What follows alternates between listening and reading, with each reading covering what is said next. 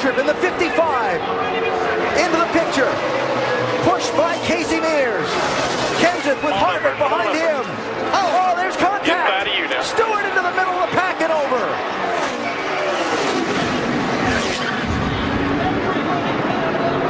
Fortune's out.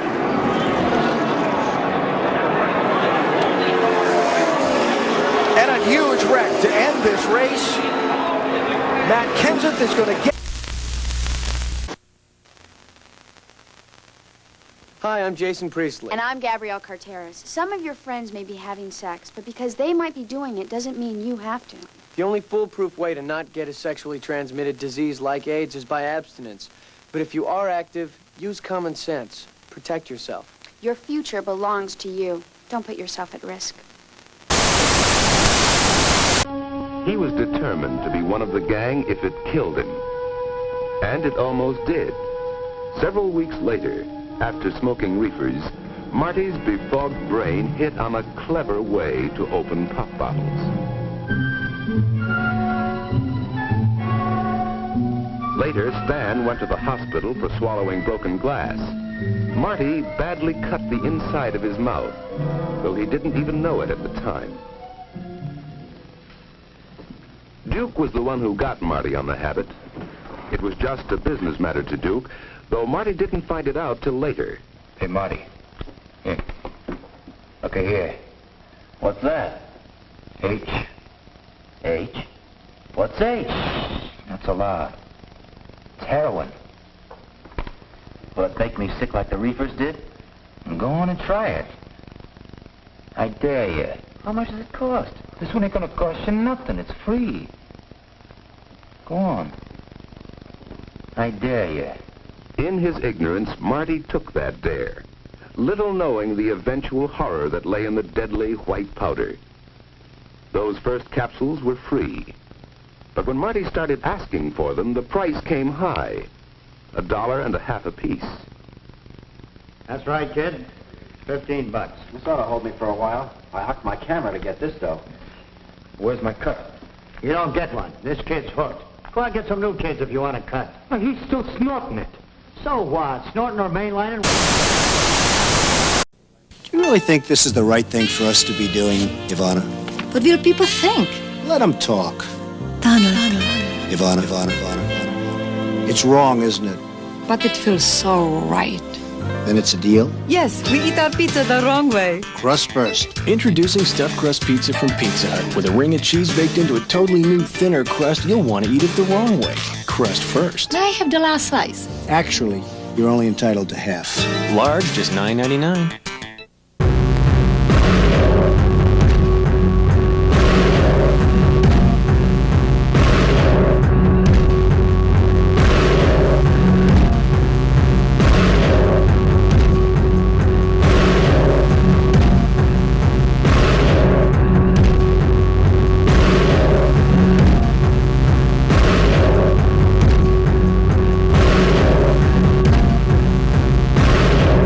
Almost all of our plays center around a board such as this, which captures as simply as possible a phrase and an image. So even if the person can't speak English, they could somehow get to the idea of what it is. Trying to accomplish at least a couple of things at once.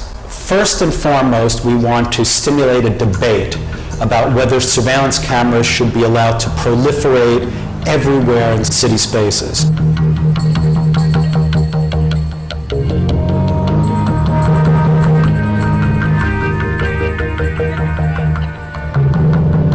That's the surveillance camera where, I should say, we're in front of St. Patrick's Cathedral on Fifth Avenue in Midtown, one of the most famous areas in New York. And this church, very famous church, is ringed by surveillance cameras. And the joke that this play presents is that that surveillance camera is not watched by a New York City policeman, but by God, him or herself. When we come out here, we're looking to talk to people, and even if they're hostile or they don't understand, it's very important for us to talk to them and try to make clear what it is that we're doing here. In this area of town, these people, whether they know it or not, are surveilled almost every step of the way, especially in Midtown, and especially just pretty much west of here. there are about 139 cameras in a 10 block by 10 block range, which means that the average person here, in just walking from here to the subway or the car or a cab, would be seen by at least 2 or 3 different systems. And it's important to at least alert them to that fact.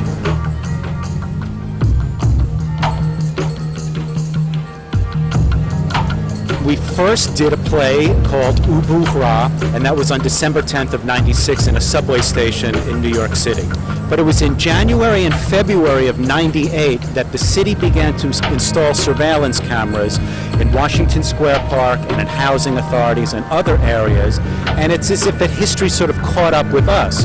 We already had a group that was interested in surveillance and video cameras, and it was just then being a public topical interest. I told you they'd be here. You're here for the commercial break.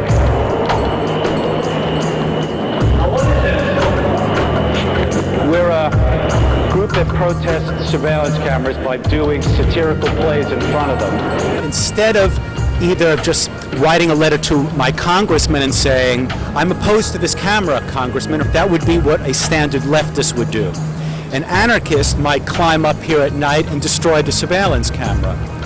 In between those two extremes, and I consider both sorts of behavior really rather extreme and both rather ineffective ultimately, we're in the middle. We're taking a tool that we consider oppressive, an aspect of totalitarianism, and diverting it for means that are pleasurable and subversive. It goes back to being a surveillance camera when we're done. Now, wasn't that exciting? I hope you got all of that. That? You got that and more.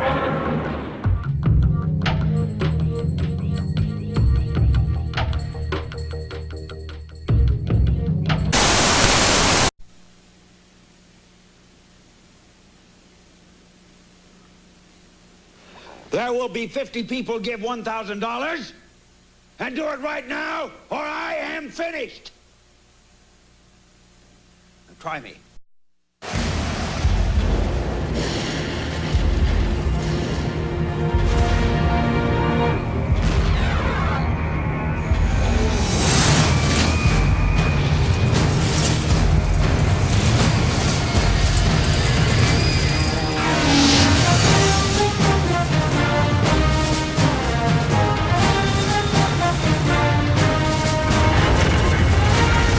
It is more than a trial by fire. It is a rite of passage, a challenge to join the elite. And if you succeed, if you can master your fear, outsmart your enemy, and never yield even to yourself, you will be changed forever. The few, the proud, the Marines. Let's look at the word subgenius. It does not simply mean just below a genius. Sub-G intelligence level can range far, far below genius. The sub-genius does not pretend to super-knowledge, but to sub-knowledge. Knowledge of the under-things, the hollow earth from whose darkness issue the Nazi hell creatures and other demons of the abyss. It is in contemplation of the under-things, the underwear lurking just below the clothing of existence that the sub-genii display what genius they have. The study of this substratum, the foundation garment underlying reality, is the sub-genius's strength, for it is from this source that he or she taps the infinite resources of a force that is completely incomprehensible to humans. The force of slack. Slack, what is it?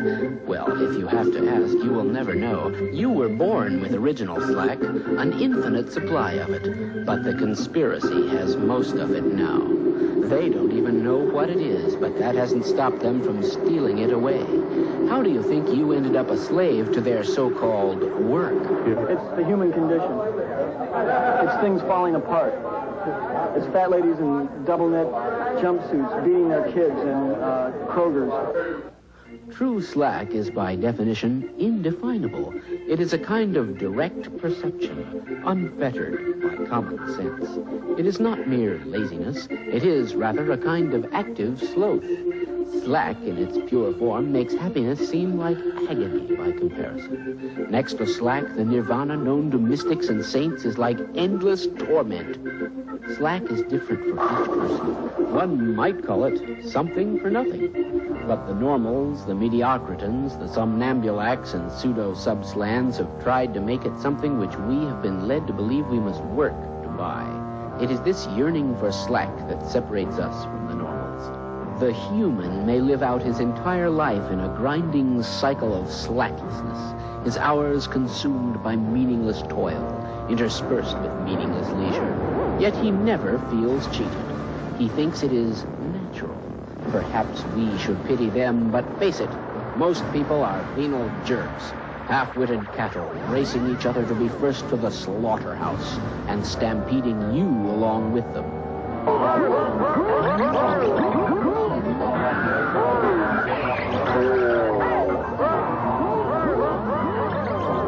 Death to the anti-Bob and pink creatures who would defame our temple. Wouldn't you like revenge on these mediocritans, these pink boys, these box-dwelling Barbies and Kens, these normals who have made normality the norm? Pinks are but living stereotypes, insensate meat puppets and food tubes who lack and fear the spark of originality that ignites every subgenius soul. But the long, senseless march into slacklessness may soon come to an end. Oh, it won't happen without a bitter struggle, but at least there is hope. For in this, the 20th century, we have seen the coming of a savior, a beacon of slack, a banner behind which we may all unite. It is the coming of J.R. Bob Dobbs and his mighty Church of the Subgenius. Bob loves you. Bob loves you. Bob loves you. Bob loves you. Bob loves you. Bob loves you. Bob loves you. Bob loves you. Let's take another phone call here. Hello? Hi, my name is Mienda, and I live in Florida. Being a young black female and also a teen mother, what do you guys do to give back to the community? Also directed mostly towards ODB. I know Praz and the Fugees do things for the community, but what is going to be your thing for the community? Nothing. But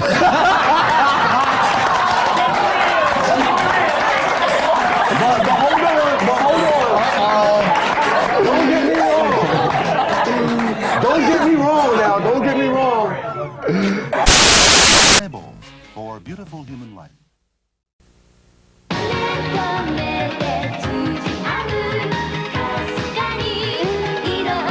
眉に初めてソフトなパープル。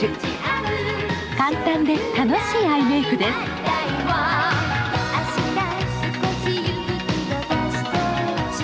目元カラフル。眉とシャドウ。やっばい。秋のフィットネットアイ。Enable for beautiful human life. 世界の言葉マクドナルド世界中美味しい笑顔世界中嬉しい出会いいつだってどこだって誰だっていつでもどこでも変わらぬ美味しさそれはきっとマクドナルドです世界の言葉マクドナルドマクドナルドのドライブスルーパパ、テレビの前でストップいらっしゃいませ前にいらっしゃいませよし、ビッグマックに行こうはいスプライト、コカ・コーラ線に沿ってお車を前へどうぞ車のままでご注文ありがとうございます車のままでお受け取り気軽な格好で来れるんですよ嬉しいですねマクドナルドのドライブスルー世界の言葉マクドナルドおいしいゾロみんなに一個ずつ分けてあげようかな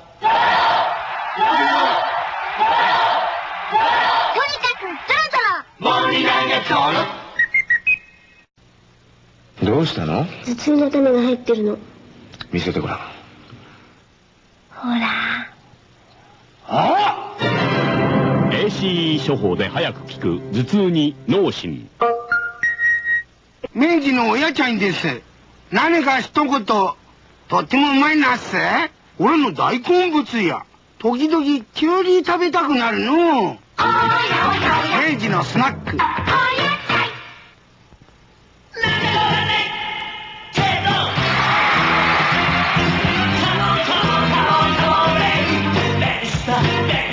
これはおむすびのコマーシャルではありません。最近見ず知らずの人に一緒にチロルチョコを買いに行きませんかと無理やり誘う怪しい人が出没しています。ご注意ください。チロルチョコはおいしい。おじさん、今年のトマト大成功だね。おいしいね。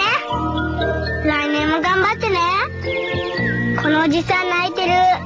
デルモンテトマトケチャップ。Monster trucks in side-by-side drag racing action featuring the return of the baddest monster in the country, Gravedigger. Saturday night, April 18th, O'Malley Fairgrounds, Budweiser and Jones Intercable present the Monster Motorsports Spectacular. Advance tickets get a free pit pass at Lindy's Auto Parts, AV Sport Truck, and Big O Tires. Come early and ride in a real monster truck. And at the 2 p.m. show, all kids get a free toy monster truck thanks to Jones Intercable.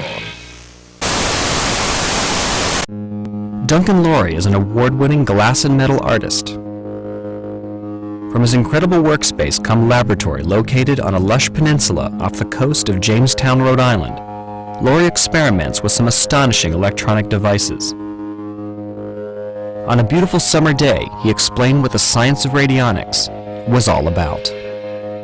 These are radionics devices and a short history of radionics device. This is called a pathoclast. Photographs of fields were placed on the device. Certain times they would actually cross out some of the crops. If there were bugs on the crops and they wanted to use pesticides, they'd place a pesticide on the photograph. They'd put it in the device. They'd push the button and boom. They do this 4 or 5 times a day. They measurably reduced the predation on the fields, even selectively, row by row. This is a matter of historical authenticity, as unbelievable as it sounds. What you have here is what's called a specimen well. Into this, you would put a representation of whatever it is you're working on. If it was a person, it could be a blood sample. It could be a photograph. It could be anything that indicated what it was that you wanted to work on. When you say it can be a blood sample or a photograph, a blood sample is straightforward. I get that. I understand that. Why a photograph? Well, anything, blood sample contains DNA. For some reason, a Polaroid where you have both the positive and the negative image of the, whatever it is you're using, for some reason it works. I don't think anybody knows why a photograph would work, but we know this because this device was extensively tested by the Pennsylvania Department of Agriculture in the 50s, prior to all of this stuff being outlawed. This is where the discussion gets very cryptic and very surreal. It's also true that the mafias use these things. I mean, I talked to a couple of investigators who said they had consulted with the FBI in cases where devices of this kind, especially that powerful one, were used in potential murders. It's occult technology, and until they find out how it works, and then it becomes mainstream Science. technology, right? Yeah. But for our purposes, sure they are. You're listening to the sound of plants communicating.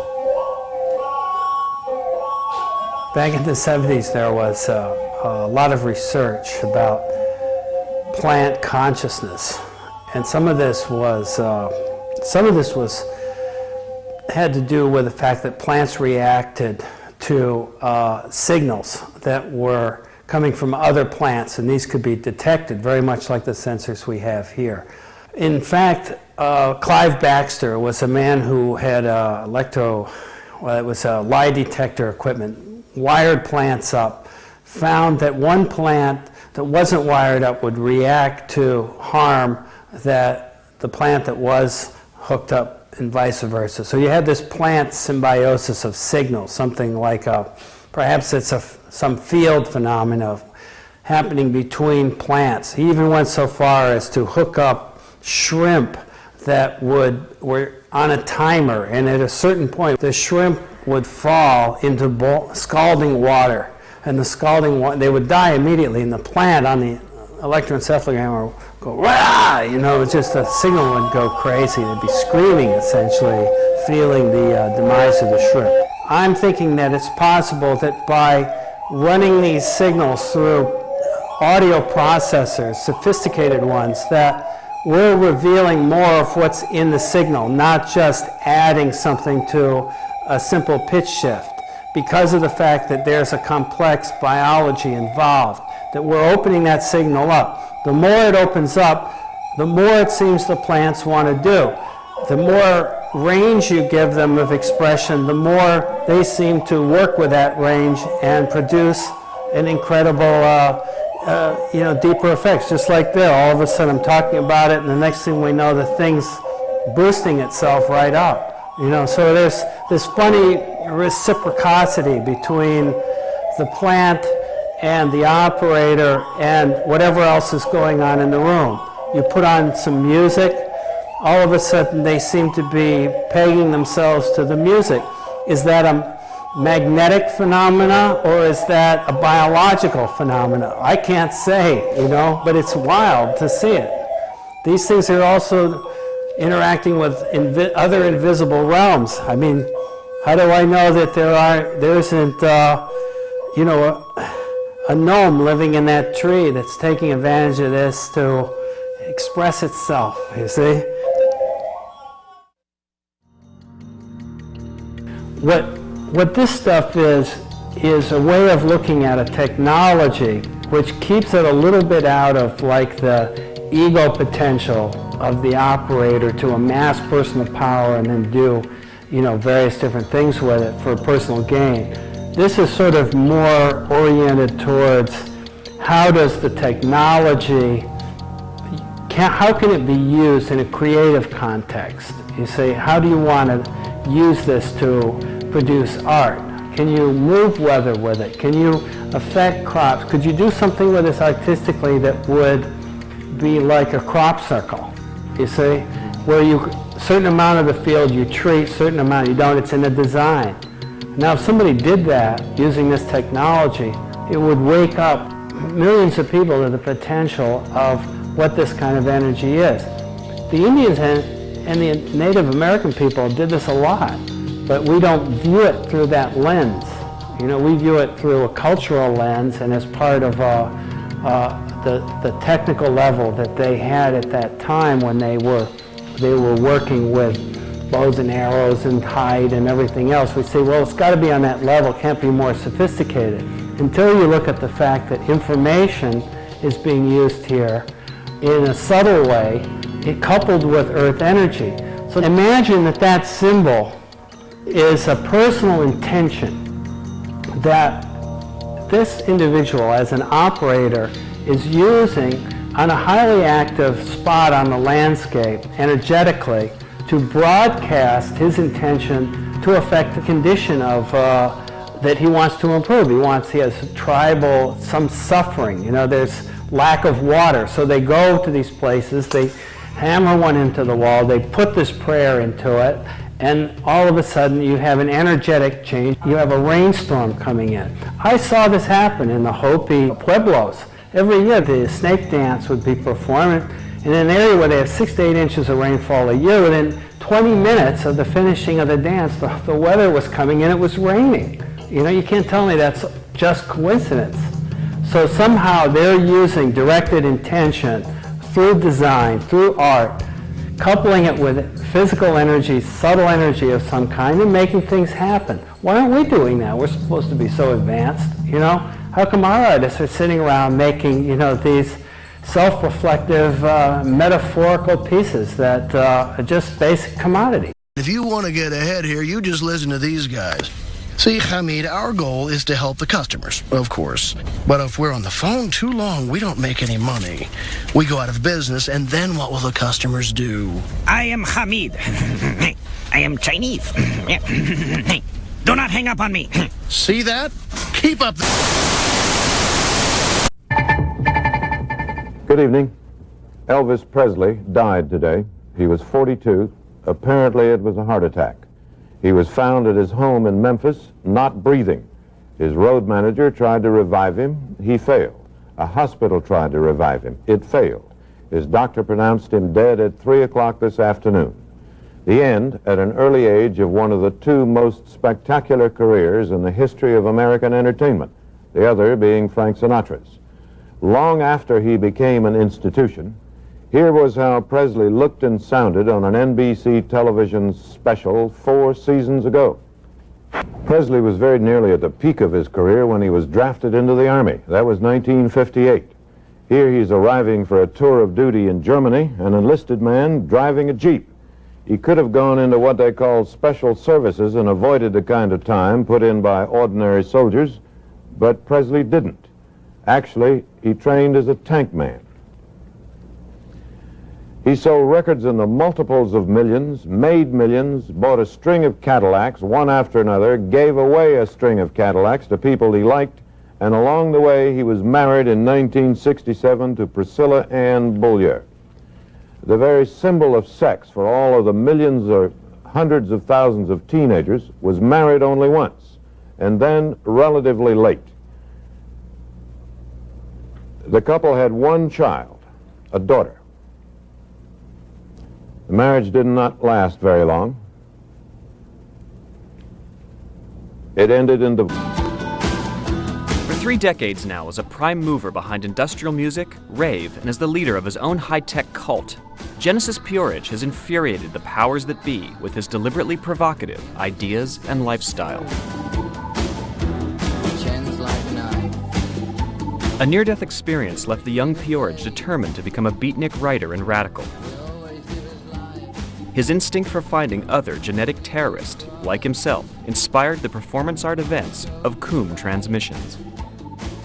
Staged primarily by Peerage and part-time pinup model Cozy Fanny Tutti, Coom's outrageous happenings were theatrical exorcisms designed to free British society of its fears and hang-ups. What was a Coom performance like?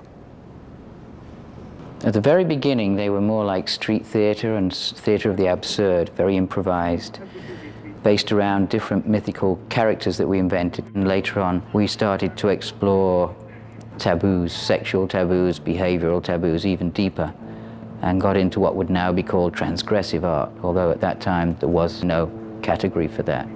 And as it got more intense and intimate, it became reduced to, in the end, just 2 characters, a male and a female character. Cozy and I would alternate and be both.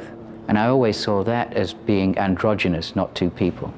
That they were one creature, separated, trying to find unity with its deeper self. So it developed over the years. Of course, as it developed, it created more problems with the media and the status quo. An ironic Coom retrospective was held at London's ICA. Prostitution became a symbol for everything that was wrong with the country. Compounding the furor, the exhibit had been staged at the taxpayer's expense. The prostitution show was held in London's Institute of Contemporary Art in 1976.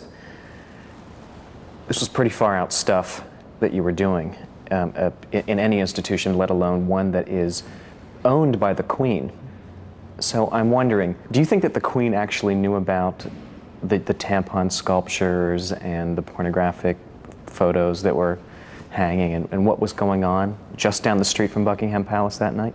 Well, there's no question that the Queen or her direct representatives knew, because before the exhibition opened, word had got out that some of the content would be at least controversial.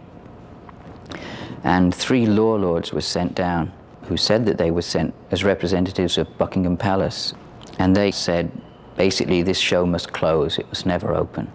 being somewhat cheekier at that time than I am now, I told them that it was not going to happen. That if they wanted to close the show, they were very mistaken if they thought I would be intimidated. And if necessary, we would occupy the art gallery and turn it into a free art zone, paint the building in camouflage, put up sandbags, and have a standoff, just like guerrillas who'd taken over an embassy or something, which at that time had happened a couple of times. So they understood the imagery very well. But surely you knew that the prostitution exhibit was going to be controversial. You were intending to provoke the establishment, weren't you?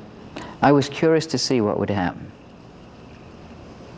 I did make a list. I bought all the daily papers and I made a list of all the news editors, and I sent all of them invitations. But I was very much, it was a shot in the dark. I didn't know what the response would be or if they would even care. But I was curious to see what would happen.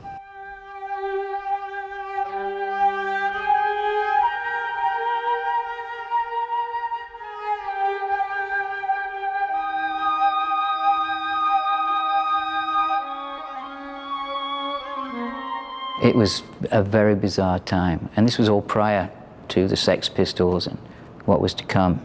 So in a way, it's probably true to say the ICA began the storm that accelerated with the Sex Pistols. Prostitution was one of the biggest art scandals of the 20th century. More importantly, it was the official debut of the avant-garde freakout of Throbbing Gristle. Throbbing Gristle's interest in the darker areas of the human psyche was reflected in their lyrics. Pornography, deadly viruses, burn victims, mass murderers.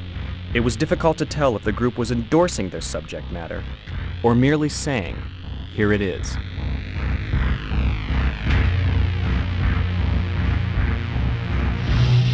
You have called the Death Factory, the studio where the TG sound developed, an alchemical musical laboratory. And can you explain for the viewers what exactly you mean by that? What was going on magically that created the TG sound? Before we called the music industrial music, we were thinking of calling it metabolic music. And each person in the band had a different subjective view of what was happening. My personal interest was very much to rebuild a magical approach to sound.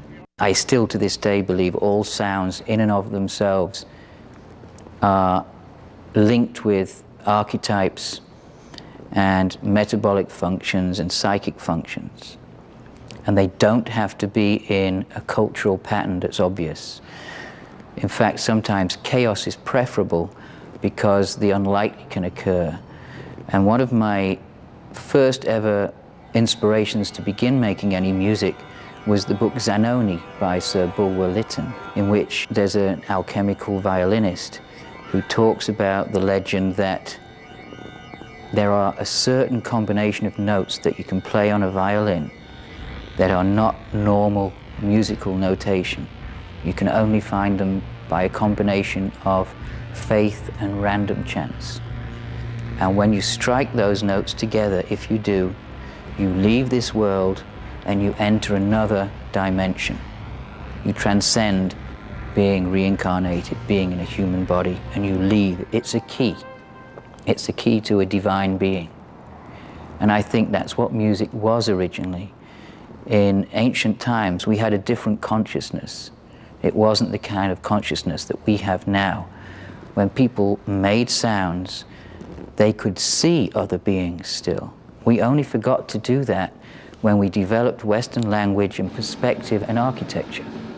Our consciousness changed as we developed the idea of perspective and fixed language. So what music originally did has been forgotten. And that was something I wanted to try and rediscover for myself. And to this day, I believe it's possible. That's why I would always have a violin on stage in TG, although I rarely played it, in case I felt that I might be able to hit those notes. And it was there symbolically every single gig.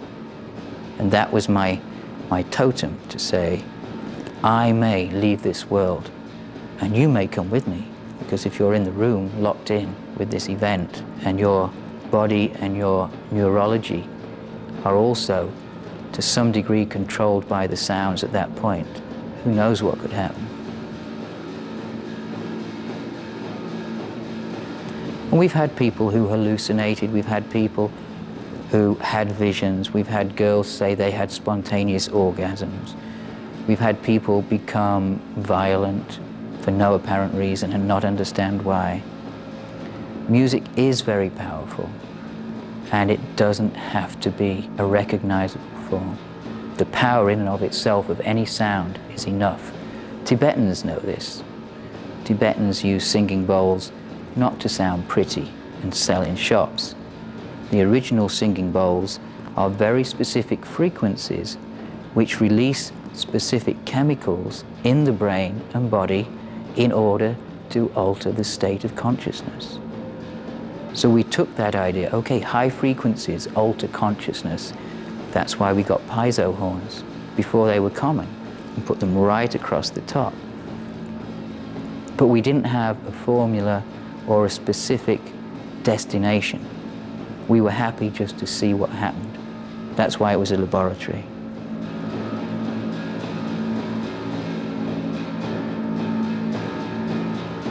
In 1982, Genesis Peerage formed Psychic TV, a rock group with a built-in cult.